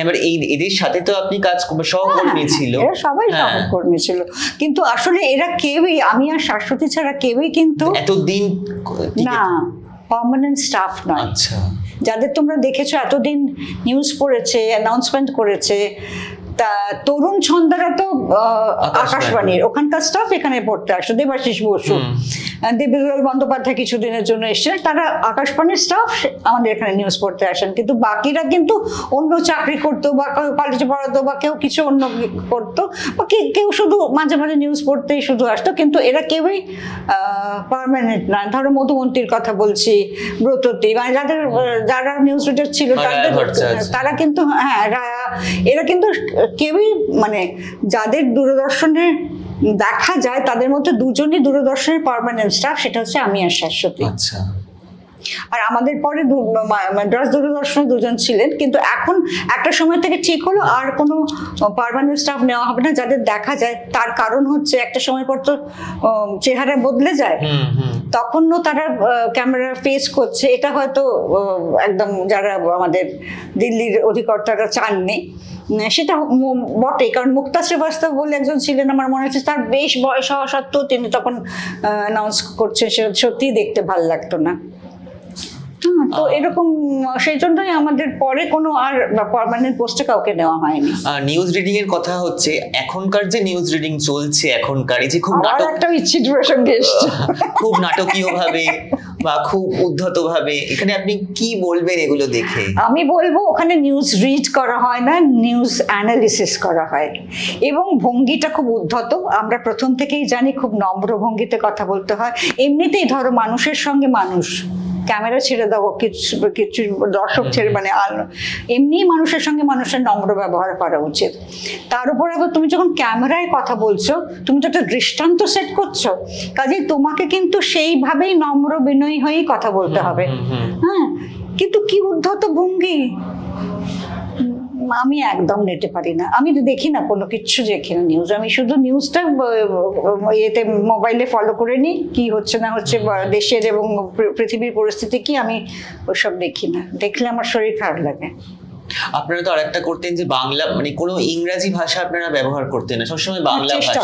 হ্যাঁ, চেষ্টা। এইটা আপনারা, এখন তো আর ভাষার কিছু নেই, যা খুশি বিজ্ঞাপন থেকে শুরু করে নিউজ রিডিং সবেতে। এখন তো শুনলাম বাংলা ভাষা নিয়েও খুব, আজকাল যেটা কয়েকদিন ধরে যেটা চলছে সেটা খুব ভয়ঙ্কর। ভয়ঙ্কর শব্দটা বারবার আমার ফিরে আসছে, কারণ এমন ভয়ঙ্কর পরিস্থিতির মধ্যে বাস করছি। এটা নিয়ে একটু বক্তব্য বলতে পারেন, এই বাংলা ভাষা আপনারা তো সেরকম বাংলাটা ধরেই করতেন। আমরা তো ভাষাটা শিখেছি, জেনেছি, পড়েছি।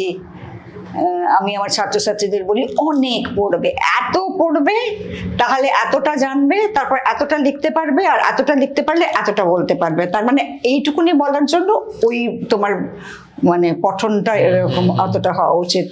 এবং তাহলে যত পড়বে তত ভাষার প্রতি একটা তোমরাও আকৃষ্ট হবে, এবং তোমাদের যেটা মানে শব্দগুলো চয়ন করতেও সুবিধা হবে আর কি।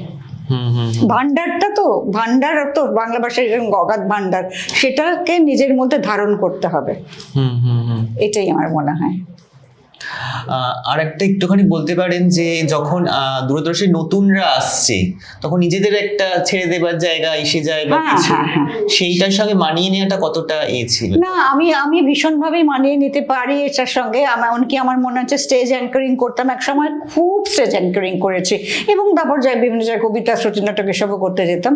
সেগুলো হয়তো অনেক দিনই কন্টিনিউ করেছি, কিন্তু স্টেজ অ্যাঙ্কারিংটা আমি ছেড়ে দিয়েছিলাম। আমার মনে আছে একটা সময় আমার কাছে একজন এসেছিল, তখন আমার মনে হয়েছিল যে আমি টুকটুক বলে ডাকি, মানে মধুমন্তী। মধুমন্তীর খুব ভালো করছে স্টেজে, তো আমি বললাম আমি আপনাকে একটা নম্বর দিয়ে দিচ্ছি, এর কাছে যান, আমার মনে হয় বেশি ভালো হবে।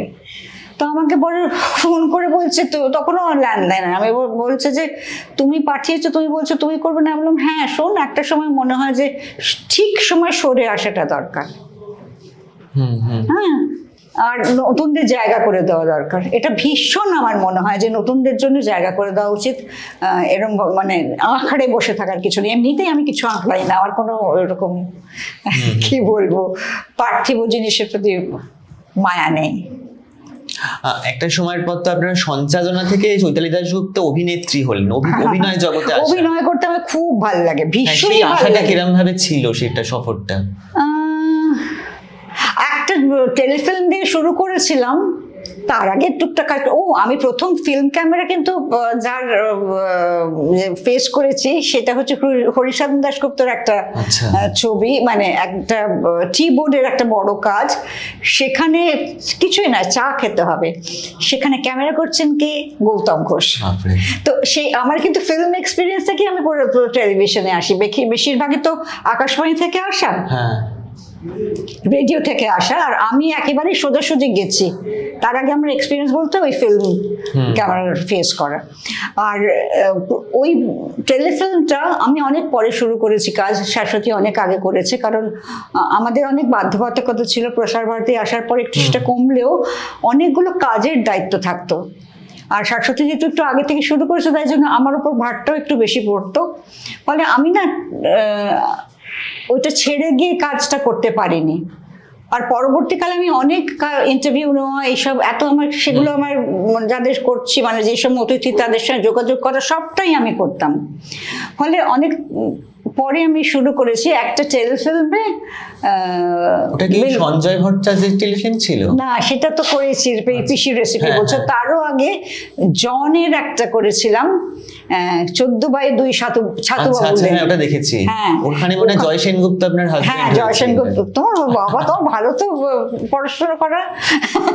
না, যাই হোক, সেইখানে আসলে বিলবো মানে আমার ছোট ছেলে রিবু সেই সময় ওই স্কুল আর কলেজের মাঝখানে যে গ্যাপটা থাকে সেই সময় নানা রকম কিছু করতো, অভিনয়ও করতো। একটা এজেন্সিতেও ঢুকেছিল আর ওই অভিনয় করতো। সেখানে বিলবোর মা হিসেবে আমাকে ডেকেছিল বলে, রিভুর মা হিসেবে ডেকেছিল বলে আমি চরিত্রটা করতে গিয়েছিলাম। ওই প্রথম আমার শুরু হলো কাজ। তারপর তো সুদেষ্ণা রায়দের সব কটা সিরিয়ালে করেছি, লবণের সংসার, খুঁজে বেড়াই কাছের মানুষ। তারপরে টেলিফিল্মটার পরে কিন্তু আমি অনিন্দ্য বন্দ্যোপাধ্যায়ের ওই কাজটা করতাম, একদিন প্রতিদিন। হ্যাঁ হ্যাঁ, এইভাবে অনেক অনেক কাজ করেছি। সিরিয়ালে তো আপনি গৌরীদেবীর মা হয়েছিলেন, বিরসাদার পরিচালনা। ছেলের পরিচালনায় ওই একটি কাজ আমার, না বিরসার পরিচালনাটা ছোট টেলিফিল্মেও একটু পাঠ করেছিলাম। তবে মহানায়কটা খুব দেখা গেছে আর কি, এবং আমার ভালোও লেগেছিল যে ছেলের পরিচালনায় কাজ করছি। একটা বলে রাখা দর্শকদের ভালো যে দাশগুপ্ত পরিবারের কিন্তু তিনজনই মানে তিন প্রজন্ম পরিচালক, হরিসাধন দাশগুপ্ত, রাজা দাশগুপ্ত, তারপরে বিরসা দাশগুপ্ত এবং রিভু দাশগুপ্ত। এইটা কি মানে ছেলেরা যে পরিচালনায় আসবে সেটা সহজাতভাবেই? হ্যাঁ হ্যাঁ, ওদের তো কোনো টেকনিক্যাল মানে স্কুলিং মানে পুনাতেও না কোথাও পড়েনি, ওরা তো বাড়ি থেকেই শিক্ষা পেয়েছে। যেভাবে রাজা বাবার সঙ্গে কাজ করতে করতে শিক্ষা পেয়েছে, সেরকম ভাবে এরাও বিলবো মানে রিভুরম পায়নি তেমনটা, কিন্তু ও তো অনেক আগেই বম্বে চলে গেছে দাদার কাছে, তখন বিরসা বম্বেতে থাকতো। কিন্তু বিরসা অনেকগুলো রাজার সঙ্গে থেকেছে, অবজারভেশনেও থেকেছে, রিভুও থেকেছে। ওরা তো নিজেরাও অভিনয় করেছে ওর বাবার সঙ্গে, বাবার টেলিফিল্মে। তো কিন্তু আমি কখনো ভাবিনি আমার ছোট ছেলে এই কাজটা করবে, বিরসা করবে আমি একদম বুঝে গিয়েছিলাম অনেক দিন ধরেই। ওর সব ভাবনা চিন্তা, ছবি দেখা, ভালো ছবি দেখা, মানে বিদেশি ছবি কোথাও ফেস্টিভ্যালে এলে সেটা সেখানে গিয়ে দেখছে, এইটা ওর মধ্যে থেকে অনেকদিন আগে থেকেই ছিল। কিন্তু রিভু খালি ক্রিকেট এই সেই ওই সব নিয়ে খুব বেশি ব্যস্ত থাকতো। তো এখন আবার ছবি পরিচালনা করতে করতে ক্রিকেট খেলে কিন্তু। কিন্তু ও বম্বে চলে যাওয়ার পরে কি হলো, ও তো একটা অন্য পরিবেশ পেল। যদিও কলেজ করতে করতে ও বিরসার সঙ্গে সঙ্গে ওই পরিবেশটার মধ্যে ঢুকে গেল। অনুরাগ কাশ্যপের সঙ্গে আলাপ হলো। অনুরাগ কাশ্যপ তখন ব্ল্যাক ফ্রাইডে করছে, যাতে বিরসা করছে। তো এই গ্রুপটার মধ্যে থাকতে থাকতে ওর একটা ডেভেলপমেন্ট শুরু হলো। এবং বিরসা ওই জায়গাটা ছেড়ে যখন চলে এলো কলকাতায় ছবি করবে বলে, তখন ওই গ্রুপটার মধ্যে ও পুরোপুরি পাকাপাকি হয়ে চলে গেল। অনুরাগকে অ্যাসিস্ট করলো, এই করতে করতে শশাঙ্ক ঘোষকে অ্যাসিস্ট করে, করতে করতে আবার নিজের ছবি করতে মাইকেল প্রথম ছবি শুরু করলো। তো ও যে আসবে সেটা তখন ভাবিনি। এখন তো মানে ওর সবচেয়ে বড় মানে অনেক বন্ধুর মধ্যে একজন খুব বয়স্ক ভদ্রলোক ওর বন্ধু, তার নাম অমিতাভ বচ্চন। খুব মানে খুব ভালো সম্পর্ক ওদের। তিনটে কাজ করেছে ওকে নিয়ে। একটা ইউথ বলে করেছিল সোনি টিভির জন্য, এটা কিন্তু মিস্টার বচ্চনের একমাত্র ফিকশন কাজ টেলিভিশনে, আর কিন্তু সবই নন ফিকশন কাজ ওইটা ইউথ। তারপর তো 3 করলো, আর এখন যেটা করেছে লাস্ট সেটা তো রিলিজ করেনি, সেকশন 83 বলে। 3টে কাজ খুব ভালোবাসেন, মানে দুজনের খবর না, এই সময় দুজনের খবর নেয় রীতিমতো, মানে ওই ব্যাপারটা রয়েছে। কিন্তু ও কখনো ছবি করতে যাবে আমি ভাবিনি। আমি আসলে ভেবেছিলাম আমার মতো একজন কেউ চাকরি করবে। আমি তো বাড়িতে 3 জেনারেশনের মধ্যে একমাত্র চাকরিজীবী। রাজা দুবার চাকরি করেছে। রাজা দাশগুপ্ত তো অনেক আপনার সঙ্গে তো দূরদর্শনে অনেক প্রোডাকশন করেছে, মাউমি বা অপারেশনে সব কত সাক্ষাৎকার। না, মাউমের সঙ্গে রাজার কোনো সম্পর্ক নেই, কিন্তু রাজা একটা করেছিল day in the life of A celebrity বলে, যেখানে অপর্ণা সেন, মমতা শঙ্কর, পরিতোষ সেন, সুভাষ মুখোপাধ্যায়, এই 4 জনকে নিয়ে করেছিল। ওর যেগুলো করতে হয় স্পন্সর প্রোগ্রাম কিন্তু বা কমিশন প্রোগ্রাম বলি আমরা। তারপর টেলিফিল্ম করেছে মুখগুলি, দিব্যেন্দু পালিতের গল্প নিয়ে। দূরদর্শনের জন্যই তো তখন কাজ করবে, আর তো কোনো চ্যানেল ছিল না। তারপরে আসার পরে ইটিভি, তারপরে আলফা বাংলা, যেটা পরে জি বাংলা হলো, সেগুলো পরে। কিন্তু বড় বড় কাজগুলো ওখানেই। আমরা আরেকটা মানে চৈতালি দাশগুপ্ত আরেকটা দিকে আসছি, সেটা হলো যে উনি সঞ্চালিকার পাশাপাশি আপনি ভাবলেন যে নিজের একটা বুটিক খুলবেন শ্রাবস্তি। অভিনয়ের সঙ্গে অভিনয়েরও কিন্তু আগে আমি শ্রাবস্তি খুলেছি। অভিনয় বড় একটু পরে সাজেরও কিছু শ্রাবস্তির কিছু ছোঁয়া আছে। হ্যাঁ, আমি আসলে না, আমার সাজে শ্রাবস্তিতে আমার সাজে ছোঁয়া আছে। হ্যাঁ, আমি আসলে ভাবলাম যে একটু রুচিবোধ তৈরি করি মানে সকলের মধ্যে। তাই জন্য মেয়েদের সঙ্গে সঙ্গে ছেলেদের পোশাক বানাতে শুরু করলাম, পদ্য পোশাক। হ্যাঁ, এবং পদ্য পোশাক শুরুটা আবার অদ্ভুত। সেটা হচ্ছে যে কবি সুভাষ মুখোপাধ্যায় আমাকে অনুপ্রেরণা দিয়েছিলেন। আমি অনেকদিন ধরেই ভাবছিলাম যে বাংলা ভাষাটা কিভাবে মানুষের কাছে পৌঁছতে পারি, কারণ দেখতাম যে মা বাবারা খুব পয়সা দিয়ে জামা কাপড় কিনে দেন কিন্তু বই কিনে দেন না। তখন থেকেই ভাবতাম যে জামা কাপড়টা যদি আমার ক্যানভাস হয়। তো এই ভাবনাটা আমি কখনো সুভাষদার সঙ্গে বোধহয় শেয়ার করেছিলাম। সুভাষদা আমায় একদিন বললেন, একটা আড্ডায় আমরা একটু বাইরে গেছিলাম একসঙ্গে সবাই মিলে, তো সেখানে বললেন যে তুই তো ভাবছিস যে এই কাজটা করবি, তাহলে আমার দুটো কবিতা তোকে দিলাম। বলে একটা কবিতা হচ্ছে দম বন্ধ হয়ে আস না, আমি যে সময় কিরম কবিতা চাই, আমি বললাম এই পরিবেশ পরিস্থিতির কবিতা চাই। তখন উনি দুটো কবিতা দিলেন, দম বন্ধ হয়ে আসছে খোলা হাওয়া কোথাও নেই, আর একটা হচ্ছে প্রিয় ফুল খেলবার দিন অদ্য ধ্বংসের প্রিয় ফুল খেলবার দিন নয় অদ্য ধ্বংসের মুখোমুখি আমরা। হ্যাঁ, এই কথাটা দেখো আজকের দিনও কিন্তু সত্যি সবসময় টপিক্যাল আর কি।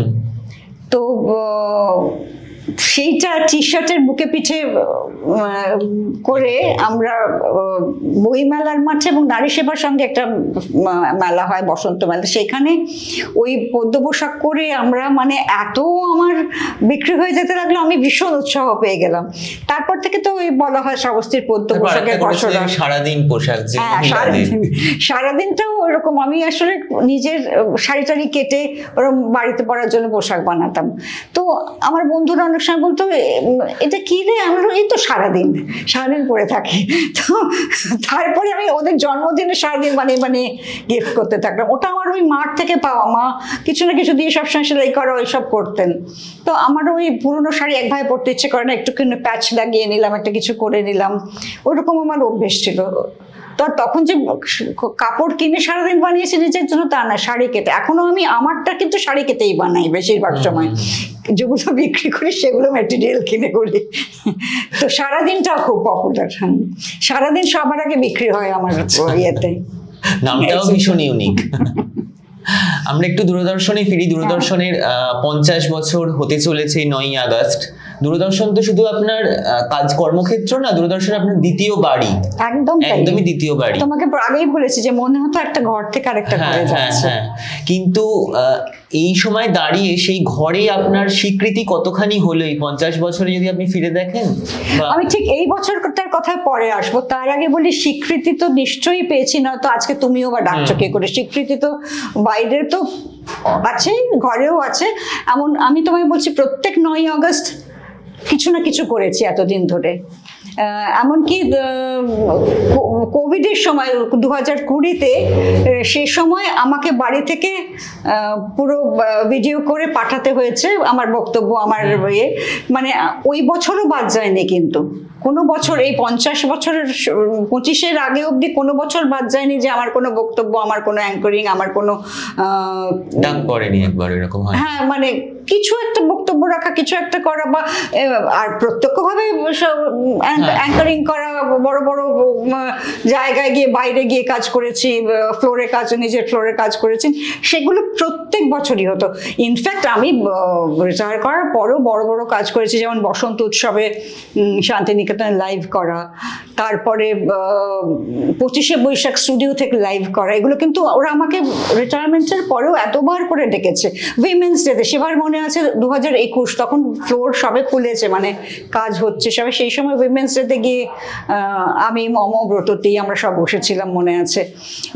সে সবাই একদমই মাস্ক পরে গিয়ে জাস্ট এটার আগে ক্যামেরা আসার আগে খুলছি ওরকম। তারপরে একবার 9th আগস্টে সবাই এসেছিলেন, আমি পুরো প্রোগ্রামটা কন্ডাক্ট করেছিলাম। সেখানে অলকানন্দা রায়, শর্মিষ্ঠা দাশগুপ্ত, সুতপা বন্দ্যোপাধ্যায়, আরও আমি কয়েকজনের নাম বলছি, রাজশ্রী ভট্টাচার্য গান গেয়েছিল, আরও সব অনেকে মিলে ওই একটা পুরো প্রোগ্রাম আমি কন্ডাক্ট করেছিলাম। সেটাও আমার মনে আছে যে এই কিছুদিন আগের কথা। তারপরে আরো মানে খুব ইম্পর্টেন্ট দুটো কাজ আমি বলছি।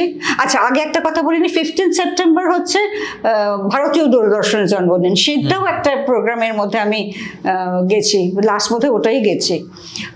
আর আরেকটা বড় কাজ হলো লতা মঙ্গেশকর চলে যাওয়ার পরে একটা অবিচুরি প্রোগ্রাম হয়েছিল, সেটা যে ওরা আমাকে ডেকে দিয়েছিল, এটা খুব মানে আমি বলবো যে মানে ওই নন্দিনী, নিবেদিতা এরকম কয়েকজন আছে, রিকু বলে একটি মেয়ে ছিল, সে এখন আর নেই, মানে খুব দূরদর্শনে নেই, আর নন্দিনী, নিবেদিতা এরা আমাকে বারবার করে ডাকতো। তারপরে ওই সোনালী বলে একটি মেয়ে ছিল, আরো যারা যারা জুনিয়র আমার এখনো রয়েছে, ওরা কিন্তু সমানেই ওই সব স্পেশাল প্রোগ্রামে আমাকেই ডেকেছে। কিন্তু এই 50 বছর যখন হচ্ছে, হ্যাঁ, তখন আমাকে ওরা 1 আগস্ট একটা সায়েন্স সিটিতে প্রোগ্রাম হবে, ওরা মানে জানালো ফোনে যে যারা প্রথম দিনের ট্রান্সমিশনে ছিলেন তারা, আর যারা ফেস অফ দূরদর্শন, তুমি আর শাশ্বতী দি, আমাকে বলা হলো যে তোমাদের ফেলিসিটেট করবো ওই প্রোগ্রামটার আগে, যেটা ওই উষা উতুপ ওরা সব ছিলেন, ওই একটা প্রোগ্রাম হচ্ছিল তার আগে সায়েন্স সিটিতে এসো এই সময় 1 তারিখ 5টার সময়। তো আমি তো তার আগে একটা প্রোগ্রাম অলরেডি নিয়েছি 1 তারিখ 5টার সময়, সেটা লামাটিনিয়ার বয়েজ স্কুলের, খুব ইন্টারেস্টিং, মানে আমি ভাগ্যিস ওখানে গেছিলাম তাই দেখতে পেলাম। ওরকম একটা ইংলিশ মিডিয়াম স্কুলের একটা বাংলা ক্লাব আছে, তাদের 25 বছর, আরণ্যক বলে ক্লাবটি, তারা অর্গানাইজ করেছে এবং অসাধারণ মানে অর্গানাইজ করেছে, এবং আমি সেখানে চিফ গেস্ট এবং ফেলিসিটেট তো করলোই আলাদা করে, খুব সুন্দর করে। দূরদর্শন কিন্তু শেষ প্রহরে ডাকলো। আমি বললাম, দেখ আমি তো ওদের আগে কথা দিয়েছি, আমি কথার খেলাপ করি না, করবো না, আমাকে ওখানে যেতে হবে, এবং সময়টা যদি আলাদা হতো, ওরা যদি বলতো না পরে এলেও হবে, তাহলে আমি ওখান থেকে যেতাম, কিন্তু বললো না 5টা থেকে 5:30টার মধ্যে এই পুরোটা হবে।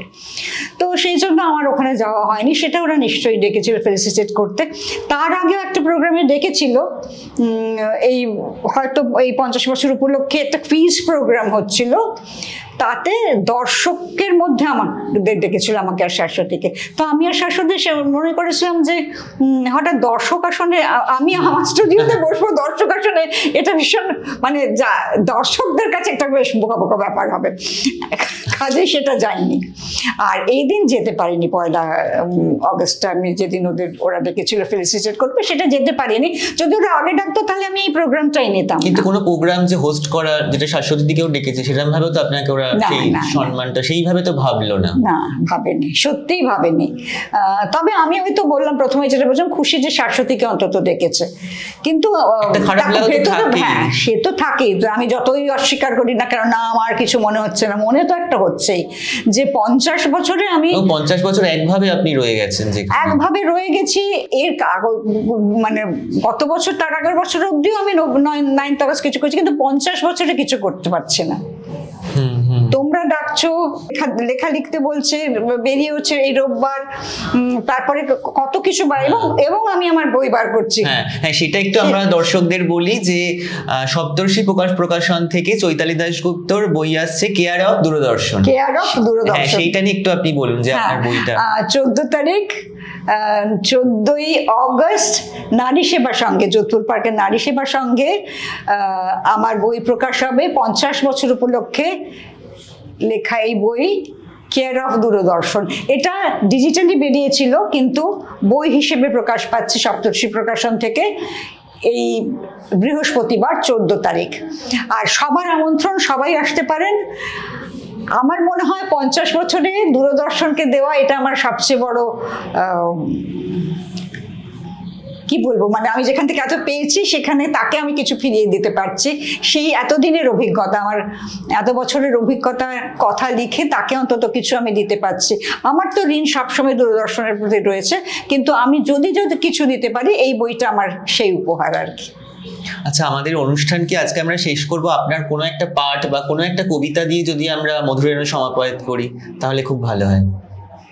তাই? যেটা আপনার খুশি মতো, যা খুশি কিছু একটা। আচ্ছা, দাওয়ালের দর্শকদের জন্য একটা, তাহলে অন্য মানে দূরদর্শনের জন্মদিন এবং তাকে তো ভালোবাসাই দিচ্ছি আমরা, তাই জন্য একটা প্রেমের কবিতা বলি। একদম একদম। আচ্ছা, কবিতাটা শুনে বুঝতে পারবে না কার লেখা, কিন্তু বলবো পরে। কবিতাটা এরকম যে প্রেমের হাতে ধরা দেব তাই রয়েছি বসে, প্রেমের হাতে ধরা দেব তাই রয়েছি বসে, অনেক দেরি হয়ে গেল দোষে অনেক দোষে, লোকে আমায় নিন্দা করে নিন্দা সে নয় মিছে, সকল নিন্দা মাথায় করে রব সবার পিছে, শেষ হয়ে যে গেল বেলা ভাঙলো বেচা কেনার মেলা, ডাকতে যারা এসেছিল ফিরল তারা রোষে, প্রেমের হাতে ধরা দেব তাই রয়েছি বসে। প্রেমই বিতরণ করে এসেছি এবং এখন প্রেমটা এখনো আমার জীবনে রয়েছে এবং এরকমই যেন থাকে, আপনারা সেই কামনা করবেন না। একদম একদম অসাধারণ। আমাদের রবীন্দ্রনাথের কবিতা, একদম শুনেই বোঝা যাচ্ছে সেটা গুরুদেব ছাড়া আর কে হতে পারে। আমাদের অনুষ্ঠান আজকে চৈতালিদির সাথে আড্ডা আমরা আজ এখানেই শেষ করলাম। ক্যামেরায় সৌম্যদীপের সঙ্গে শুভদীপ। দাওয়াল খবর এখন এখানেই। নমস্কার। নমস্কার, সবাই ভালো থাকবেন।